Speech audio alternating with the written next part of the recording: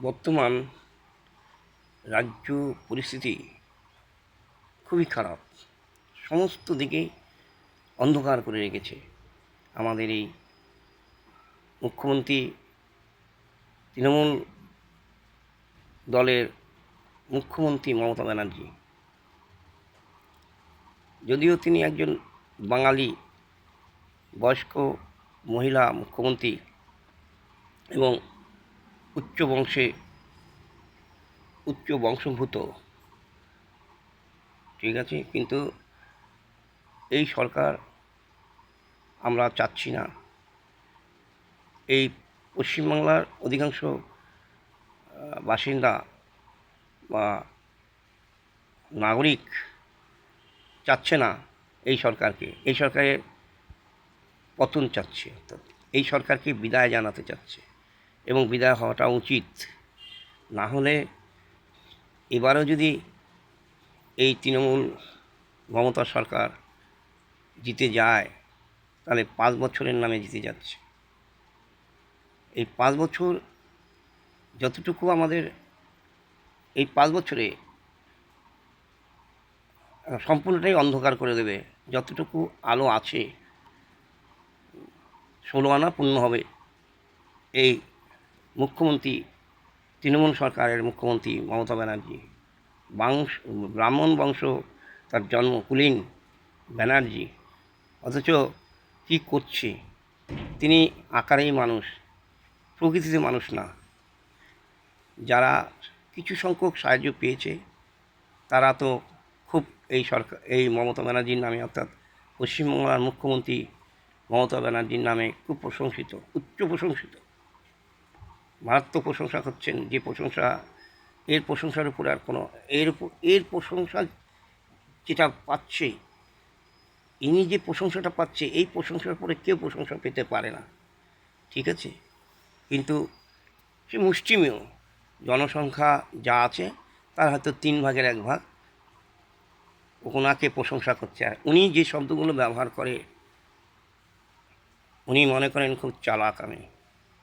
মুখ্যমন্ত্রী মমতা ব্যানার্জি মনে করেন আমি খুব চালাক, কিন্তু আমরা চালাকি ধরতে পারি। তিনি সবসময় শাসন করেন, বিজেপিকে শাসন করেন, যেন বিজেপি শুধু দোষই করে, বিজেপির কোনো গুণ নেই। হ্যাঁ, আর ওনার সব গুণে ভরা, ওনার দোষ নেই। ওনার তো আমরা দেখতে পাচ্ছি, ওনার কার্যকলাপগুলো তো আমরা দেখছি,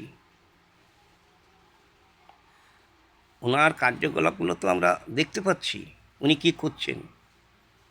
হ্যাঁ, উনি মুখ্যমন্ত্রী তথা পুলিশ মন্ত্রী, স্বাস্থ্যমন্ত্রী। হ্যাঁ, আজকে উনি বিনা দোষে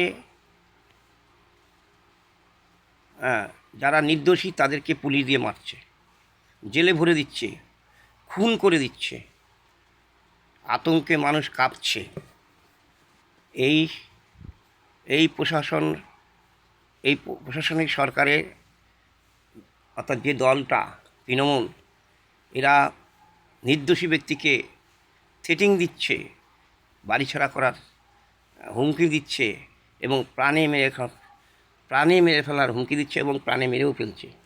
বহু মানুষকে মেরেছে এরা।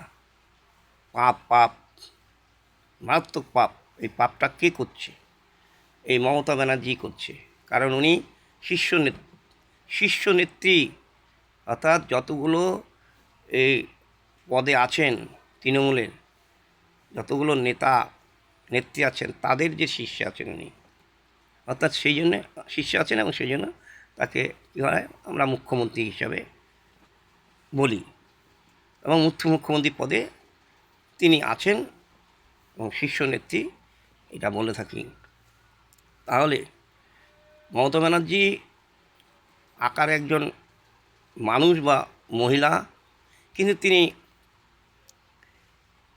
প্রকৃতিতে নন। কারণ আজকে মানুষের উনি কী করছেন, সব দিকটা অন্ধকার করে দিয়েছে। আর যেটুকু বাকি আছে, যেটুকু আলো আছে, সেটুকু অন্ধকার করে দেবেন উনি সবসময় হুমকি দেন, হাতাখন্তি নিয়ে বেরোবে। মহিলাদের বলা হয় তোমরা ওরা যখন আসবে, অর্থাৎ বিজেপি হচ্ছে চরম শত্রু। শত্রু না হয়েও শত্রু, ওনার মনের কাছে শত্রু। কারণ ওনার গদিটা মেইন হচ্ছে, আসল লক্ষ্য হচ্ছে গদিটা রাখার জন্য উনি সমস্ত রকম কাজ করতে পারেন, যত রকম নিষ্ঠুর কাজ উনি করতে পারেন। আর উনি মিথ্যা প্রতিশ্রুতি দেন, দিয়ে আসছেন এবং দিয়েছেন এই ভোটটা ফায়দা লোটার জন্য, অর্থাৎ ভোট বাক্সে ফায়দা লোটার জন্যে উনি মিথ্যা কথা বলছেন, অসংখ্য মিথ্যা কথা বলছেন, অগণিত মিথ্যা কথা বলছেন। আর মিথ্যা বলাটা মানে উনি জন্ম থেকেই ওনার জন্মগত স্বভাব, মিথ্যা কথা বলাটা ওনার জন্মগত স্বভাব। হয়তো দেখা যাবে, হয়তো আমরা দেখব যে এবারও উনি মুখ্যমন্ত্রী হয়ে গেছেন, আবার নতুন করে ওনাকে মুখ্যমন্ত্রীর পদে দেখতে পাচ্ছি। আরও 5 বছর তিনি চালাবেন, আরও 5 বছর তিনি জায়গাটা শক্ত করে নিলেন। এরপরে যতটুকু আমাদের একটা শান্তি নিরাপত্তা আছে, আমরা আজকে চলাফেরা করতে পারছি, বাইরে থেকে বেরিয়ে বাইরে যাচ্ছি এবং বাইরে থেকে আমরা বাড়িতে ফিরছি, এই যে একটা নিরাপত্তা, কিন্তু এটাও থাকবে না। অর্থাৎ যে বেশি দিন একটা জায়গায় থাকে তার অনেক কিছু জানা হয়ে যায়। অর্থাৎ বদ বুদ্ধিগুলো, ক্ষতিকারক বুদ্ধিগুলো, ক্ষতি করবার যে বুদ্ধি, অর্থাৎ ক্ষতিকারক প্রবণতাটা তার বেড়ে যায়। কারণ তিনি তো প্রচণ্ড মুখ করেন এবং যে শব্দগুলো বলা যায় তিনি বলেন, যে শব্দ না বলা যায় সেটাও বলেন। অর্থাৎ তার কোনটা ভালো কোনটা মন্দ তিনি বিচার করেন না। তেনার একটাই যে আমি পূর্ণ, আমি ভালো আর অন্য সব খারাপ। এটা তো হতে পারে না।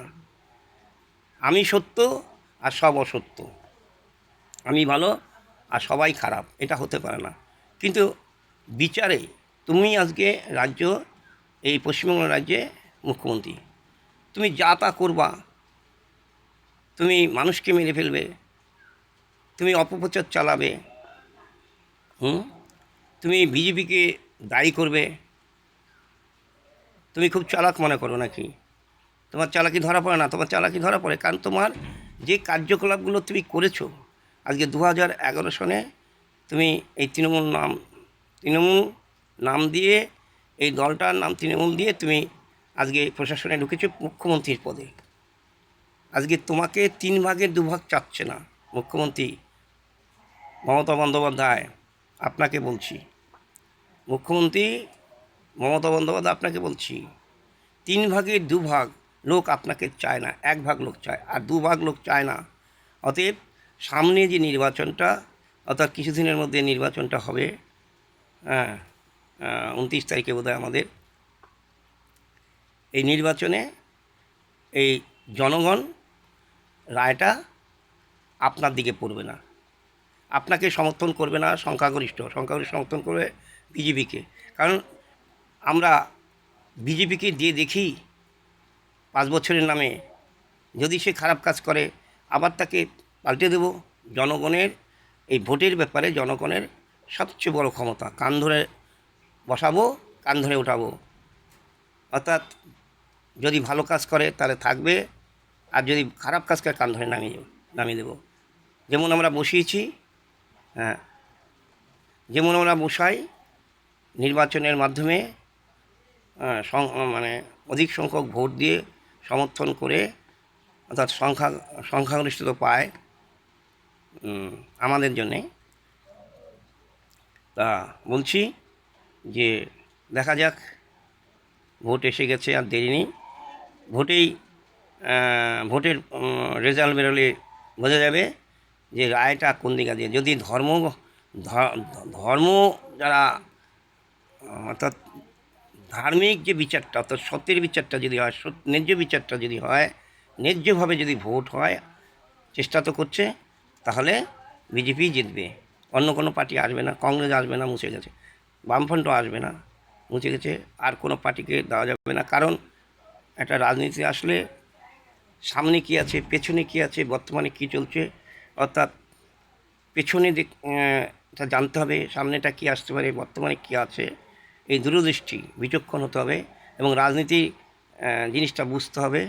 রাজনীতিতে সরল লোকের জায়গা নেই, সরল সোজা তারা কিছু বুঝতে পারে না। সেই জন্য রাজনীতিতে এই জিনিসগুলো রাখতে হবে। যারা দীর্ঘদিন ধরে রাজনীতি করেছে তারা, অর্থাৎ একটা জায়গায় বহুত দিন ধরে যারা রাজনীতি যারা থাকে তাদেরকে নামিয়ে দেওয়াই ভালো, কারণ তারা অনেক কিছু জেনে ফেলে এবং তারা ক্ষতিই করে বেশি।